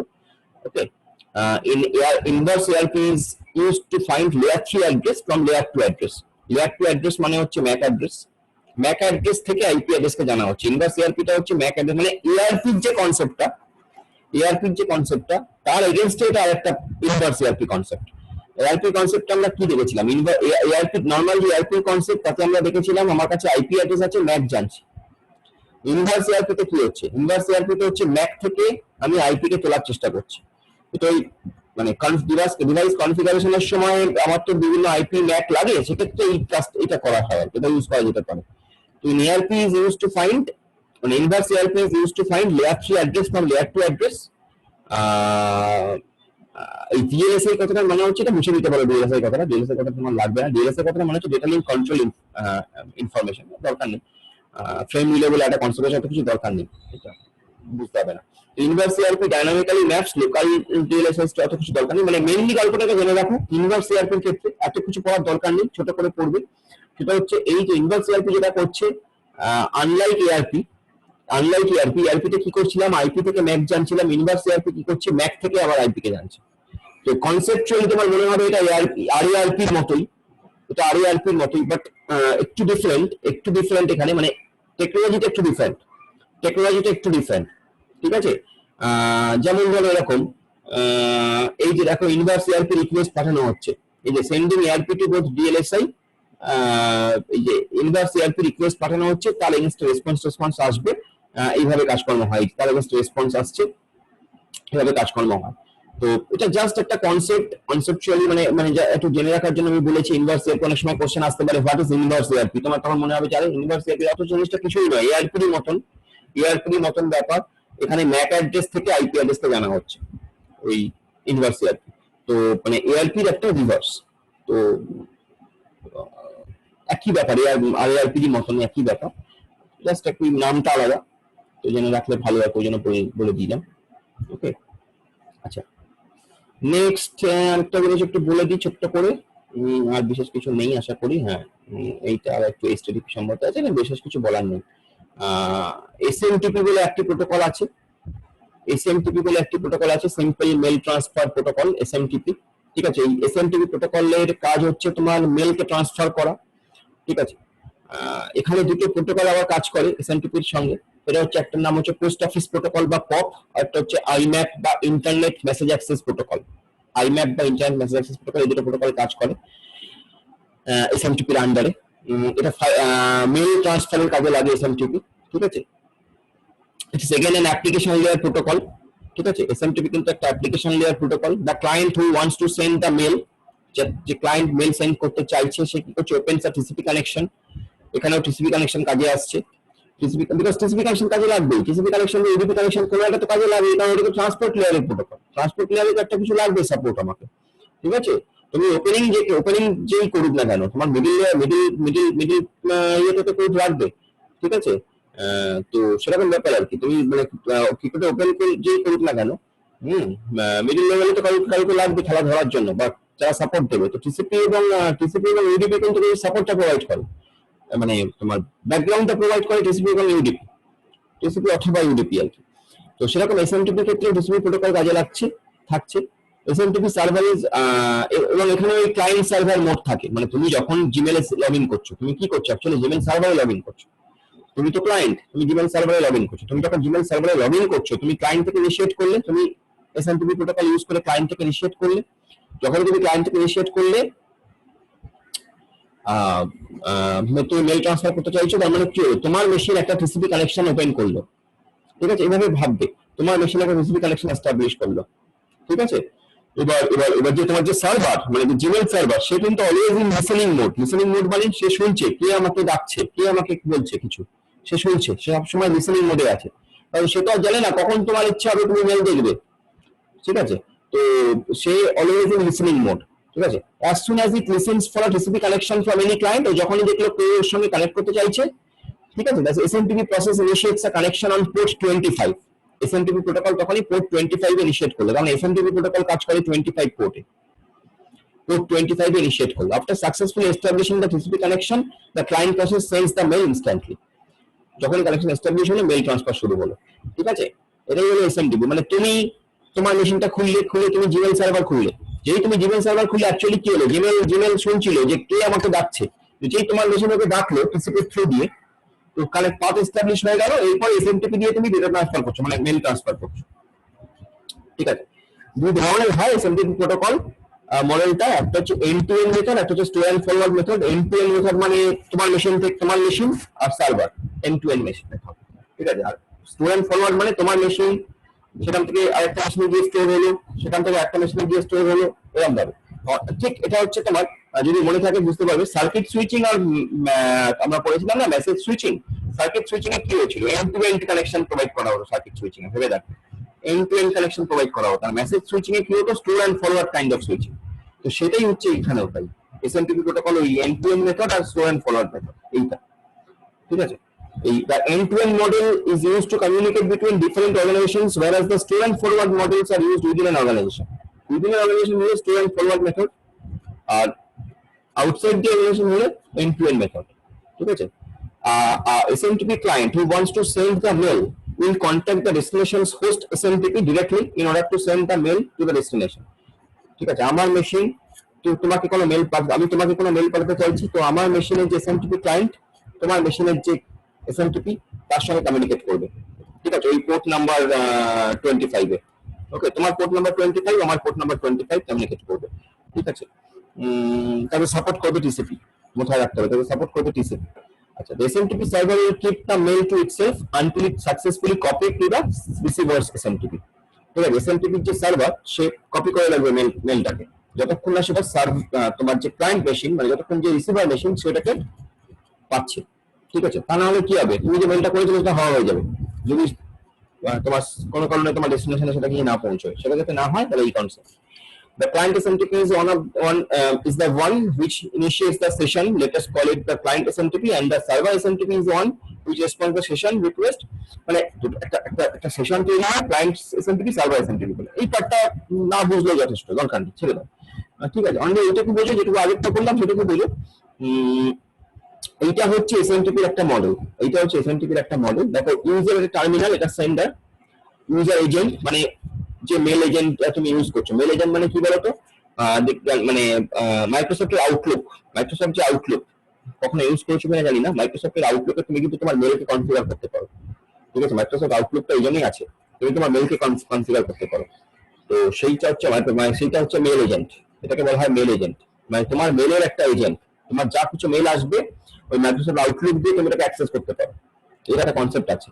ঠিক আছে? আমরা জেনারেলি ইউজ করি না, আমরা যেহেতু এখন আমাদের এমনি মেল মানে আমাদের যে মেল সার্ভার গুলো আমরা ইউজ করি বা মেল এগুলো আমরা ইউজ করি, তারা এতটাই ওই ক্যাপেবল যে আমাদের আলাদা করে মেল এজেন্ট ইউজ করার দরকার হয় না, কিন্তু এটা করা যেত, আগে করা হতো। তাহলে ইউজার একটা টার্মিনাল, তুমি বসে আছো টার্মিনালে, তুমি একটা মেল সেন্ড করবে, তাহলে কাকে অ্যাক্সেস করছো, তুমি কোনো একটা মেল এজেন্টকে অ্যাক্সেস করছো, তোমার যে এজেন্ট। ঠিক আছে? এবার সেই মেলটা কিউতে গেল। ঠিক আছে? এবার এই message transfer agent, actually MPA মানে হচ্ছে মেসেজ ট্রান্সফার এজেন্ট, তোমার মেসেজ ট্রান্সফার এজেন্ট দিয়ে এবার কি হলো, তোমার যে সার্ভার মেশিন তার মেসেজ ট্রান্সফার এজেন্টের মধ্যে টিসিপি কানেকশন এস্টাবলিশ হলো। তোমার ক্লায়েন্টের যে মেসেজ ট্রান্সফার এজেন্ট মানে এই যে বললাম মাইক্রোসফট আউটলুক বা ধরো এটা, এবং তোমার যে সার্ভারের যে মেসেজ ট্রান্সফার এজেন্ট তাদের মধ্যে টিসিপি কানেকশন এস্টাবলিশ হলো। কত নম্বর পোর্টে? 25 এ। ওকে, এবার কি হচ্ছে, SMTP comments replies and mail, SMTP comments যেগুলো আছে তারা এবার বাদবাকি কাজটা করছে, কানেকশনটা এস্টাবলিশ করে দিল টিসিপি, বাদবাকি কাজ করছে SMTP। ওই ইউজারের মেল বক্সে যাচ্ছে, ইউজারের এজেন্টের কাছে যাচ্ছে, মানে যার রিসিভারের এজেন্টের কাছে যাচ্ছে, সেখান থেকে রিসিভার ওটাকে পাচ্ছে। আবার তোমার ভাইস ভার্সা কাজ হবে, তো এইভাবে তোমার SMTP প্রোটোকল কাজ করে। এই দুটো জিনিস থাকে, ইউজার এজেন্ট ইউএভিএমটা আর local MTA message transfer agent. ঠিক আছে? Communication between sender and receiver. The user agent prepare the message and send it to the MTA. Transfer এজেন্টের কাছে গেল, এই যে মেলটাকে তৈরি করলো, মেল ট্রান্সফার এজেন্টের কাছে গেল ক্লায়েন্ট এন্ডে। ঠিক আছে? তা MTA functioning is to the transfer the mail across the network. MTA কাজ হচ্ছে নেটওয়ার্কে ট্রান্সফার করে দেওয়া মেলটা, জিনিসটা মানে তোমার মেলটাকে। ঠিক আছে? Mail across the network to the receiver MTA. To send mail, a system must have the client MTA. তোমার মেশিনে ক্লায়েন্ট MTA থাকতে হবে। ঠিক আছে? And to receive mail, system must have the server MTA. তুমি যদি ক্লায়েন্ট হও, তুমি তাহলে তোমার ক্লায়েন্ট MTA থাকতে হবে তোমার মেশিনে। আর তুমি যদি সার্ভার হও, মানে তোমাকে যদি পাঠানো হয় কিছু বা তোমার থেকে যদি অ্যাক্সেস করা হয়, ধরা যাক যে এইটা হচ্ছে ধরা যাক যে তোমার অন্যভাবে ভাবি, এইটা ধরা যাক যে তুমি তোমার মেশিন, এইটা ধরা যাক যে জিমেলের সার্ভার সাপোজ, সেক্ষেত্রে তোমার মেশিনে যেটা আছে সেটা হচ্ছে ক্লায়েন্ট এমটিএ, জিমেল সার্ভারে যেটা সার্ভার এমটিএ। ঠিক আছে? তো এইভাবে কমিউনিকেশন করা হচ্ছে, সেন্ডিং এবং রিসিভিং মেলস এভাবে দেওয়া হয়।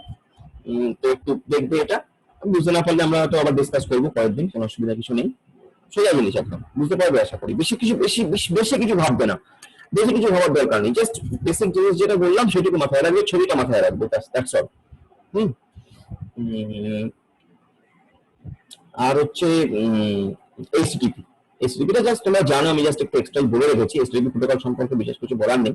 এসটিপি প্রোটোকলটা খুব কমন প্রোটোকল, আমরা জানি অ্যাপ্লিকেশন লেয়ারের প্রোটোকল এগেন, ঠিক আছে। এসটিপি প্রোটোকল আমাদের কাজে লাগে যখন আমরা কোনো ওয়েবসাইট অ্যাক্সেস করি, যখন আমরা hypertext transfer protocol, the full form. It's a stateless protocol. STP protocol is a stateless protocol. That's a very key point.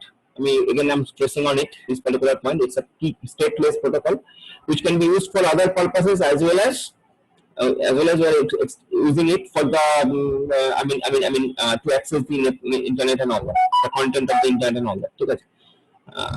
It's a TCP/IP based communication protocol. Again, TCP/IP support lage STP protocol user jonno. Okay, that is used to deliver data and all that. One of the default port of the TCP হচ্ছে এখানে 80, okay, but other ports can be used as well as, okay. It provides a standard way for computers to communicate with each other. HTTP specification specifies how clients request data will be constructed and sent to the server. এই মোটামুটি ব্যাপার, মানে basic feature হচ্ছে এটা যে HTTP হচ্ছে connection less. এই feature গুলো দেখে রাখবে। HTTP is media independent. কি মিডিয়া ট্রান্সফার করছে HTTP আগে মাথা ঘামায় না, তুমি ভয়েস পাঠাচ্ছ আর এটা পাঠাচ্ছ, সেই নিয়ে HTTP মাথা ঘামায় না। এবং it's a connectionless protocol, it's a stateless protocol. Connectionless protocol মানে ঠিক আমরা যেমন পড়েছিলাম যে কানেকশন ওরিয়েন্টেড আর কানেকশনলেস, টিসিপি আর ইউডিপি এর ডিফারেন্স, ঠিক আছে। TCP connection oriented, UDP connectionless. Connection oriented মানে before sending and receiving the entire path will be established, আর ইউডিপি এর ক্ষেত্রে সেটা দরকার নেই। তো that is connection oriented and connectionless. তো এসটিপি হচ্ছে কানেকশনলেস লাইক ইউডিপি, ঠিক আছে। তিনটে বেসিক ফিচার্স আছে, মিডিয়া ইন্ডিপেন্ডেন্ট, কি পাঠাচ্ছ তা নিয়ে মাথা ঘামায় না, কানেকশনলেস এবং স্টেটলেস। স্টেটলেস মানে কি হয়েছে না হয়েছে কোনো স্টেটকে ধরে রাখে না, আগে কি হয়েছিল, এটা ব্যবহার করেছিল কিনা, এসব নিয়ে মাথা ঘামায় না। এসটিপি স্টেটলেস, ওকে। বেসিক আর্কিটেকচার কিছু বলার কিছু নেই তোমার কাছে। আমার ওয়েব ক্লায়েন্ট, ওয়েব সার্ভার, তুমি একটা সার্ভারকে অ্যাক্সেস করছো ওয়েবে, ঠিক আছে। তো অবভিয়াসলি ওয়েব ক্লায়েন্ট থেকে ওয়েব সার্ভারকে অ্যাক্সেস করছো, সার্ভার থেকে সার্ভার সাইড স্ক্রিপ্টটাকে অ্যাক্সেস করবে, তার ডেটাবেস থেকে অ্যাক্সেস করবে, ভাইস ভার্সা কাজ হবে। এই হচ্ছে এসটিপি প্রোটোকলের কাজ, ঠিক আছে। ক্লায়েন্ট থাকে, সার্ভার থাকে, এসটিপি রিকোয়েস্ট হয় আর রেসপন্স হয়। তো সেটাও মানে জাস্ট স্টেপটা আমি বলে রেখেছি, কিভাবে রিকোয়েস্ট হয়, কিভাবে রেসপন্স হয়। ক্লায়েন্ট তুমি ব্রাউজার খুললে, তুমি যখন www.google.com দিচ্ছ, তার মানে অ্যাকচুয়ালি তুমি কি করছো, এসটিপি রিকোয়েস্ট জেনারেট করছো। সেই রিকোয়েস্টটা গিয়ে পৌঁছলো সার্ভারের কাছে, সার্ভার আবার তোমাকে রেসপন্স জেনারেট করবে। সেই হচ্ছে এসটিপি রিকোয়েস্ট আর রেসপন্স। এই হচ্ছে ব্যাপার। এই হচ্ছে ব্যাপার, আর এইসব বেশি কিছু ভাবতে হবে না, এই হচ্ছে ব্যাপার, ঠিক আছে। তো মোটামুটি এই হচ্ছে ইয়ে যতটা হলো আজকে। দেখো একটু, ও বাবা, ও আবার ওয়েট করছে, এসে শুভঙ্কর বেড়া ওয়েট করছিল তো। সো এই আর কি। তো পড়ো, দেখো একটু পড়াটা করো। শুভঙ্কর তুই তো এলি অনেক পরে বাবা। শুভঙ্কর শুনতে পাচ্ছিস? আচ্ছা না, এটাই এবার বলো, যদি কিছু জিজ্ঞাসা থাকে, মোটামুটি যেটুকু বললাম, তারপরে একটু পড়ে আবার বলবে। বলো, তারপর কোনো জিজ্ঞাসা থাকলে বলতে পারো।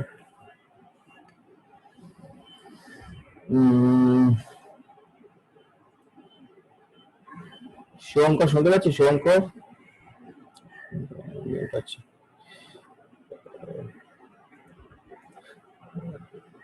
বলো কারোর কিছু জিজ্ঞাসা আছে? ওকে, ঠিক আছে।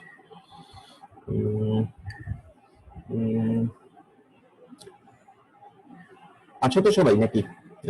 তনুমা কি করো? তনুমা কিছু জিজ্ঞাসা করবি এখন? কিছু অসুবিধা আছে আপাতত?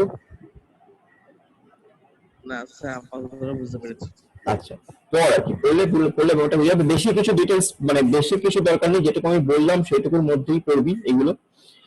বেসিক জিনিসটা বোঝার চেষ্টা করবি, যাতে করে যেটা মানে ব্যাপারটাকে এসেন্সটা বোঝা যায় এবং সেটা লেখা যায় পরীক্ষার জন্য। দেবীর ক্ষেত্রে বলছি, দেবী বা শ্যামা সবাই আছে আমি দেখছি। শুভঙ্কর তুই যেহেতু লেটে এলি, নোটটা তো দেওয়া আছে। আচ্ছা, নোটটা কিন্তু গুগল ক্লাসে অলরেডি আমি কালকে একটা দিয়ে দিয়েছি, তো ওখান থেকে পেয়ে যাবি। আমি তোদের আমি হোয়াটসঅ্যাপে ওদের নোটটা দিয়ে দিয়েছি, তোদের গ্রুপেও দিয়ে দিয়েছি অলরেডি। তো নোট দেওয়াই আছে, ওখান থেকে পেয়ে যাবি তোরা। তো এইভাবে হোক, আমরা দেখি যদি এবার মানে জানি না কবে নেটওয়ার্ক ঠিকঠাক হবে। তো যদি নেটওয়ার্ক ঠিকঠাক না হয়, এভাবেই চলতে থাকে কদিন, আমরা সকালই ক্লাসটা নেওয়ার চেষ্টা করবো। আর সকালবেলা ক্লাসগুলো তবু নেওয়া যাচ্ছে, আজকে তো মোটামুটি কোনো অসুবিধা হলো না, যদি আরো সবাই জয়েন করতে পারতো। মানে প্রবলেমটা হচ্ছে যদি সবাই জয়েন করতে পারছে না, এটা ঘটনা। সবাই অনেক জায়গায় বোধহয় এখনো পুরোপুরি রেজিস্ট্রেশন হয়নি। তো ঠিক আছে, আমরা দেখছি যদি সেরকম হয় সপ্তাহের মাঝখানে আরেকটা ক্লাস নেওয়ার চেষ্টা করবো এখন। ঠিক আছে, যদি সম্ভব হয় আর কি, মাঝখানে একটা ক্লাস নেওয়ার চেষ্টা করবো। ঠিক আছে, তাহলে আজকে আমরা শেষ করি এখানে। মোটামুটি আর তো বলার কিছু নেই, নোটফোট গুলো সব দেওয়া আছে, একটু পড়তে থাক। হোয়াটসঅ্যাপে আমাকে জিজ্ঞাসা করে নিতে পারবি, তো আছেই প্রভিশন। ঠিক আছে, ফোনও করতে পারবি যদি ফোন পাস, সকাল সকাল ফোন করবি। ওকে, ঠিক আছে।